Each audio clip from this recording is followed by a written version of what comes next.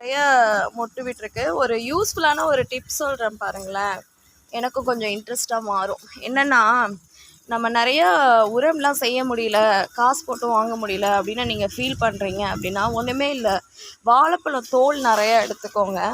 அதை வந்து அப்படியே ஒரு பாக்ஸில் போட்டு காய வைக்க விட்டுருங்க. காய வச்சுட்டு என்ன பண்ணுறீங்க அப்படின்னு பார்த்தீங்கன்னா, அதை ஒரு சிசர் எடுத்துகிட்டு பொடி பொடியாக கட் பண்ணிக்கோங்க. வீட்டில் வந்து வேஸ்டடாக கருவேப்பிலஸ்லாம் இருக்கும், எப்படியும் அது காஞ்சி போயிருக்கும். அது இது ஒன்று.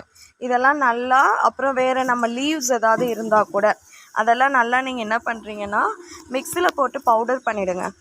அதை ஒரு ஸ்பூன் வந்து நீங்கள் எல்லா பிளான்ட்ஸ்க்கும் போடலாம். சில பேர் முட்டை ஓடுலாம் போடுவாங்க, பட் யூஸ்வலாக நான்லாம் போட மாட்டேன். ஏன்னா நீங்கள் முட்டை ஓடலாம் அப்படியே போட்டிங்கன்னா வேரில் வந்து பூச்சி பிடிச்சிடும். ஸோ அது பண்ணக்கூடாது. You should avoid it. In case போட்டே ஆகணும் அப்படின்னு நீங்கள் ஃபீல் பண்ணிங்கன்னா,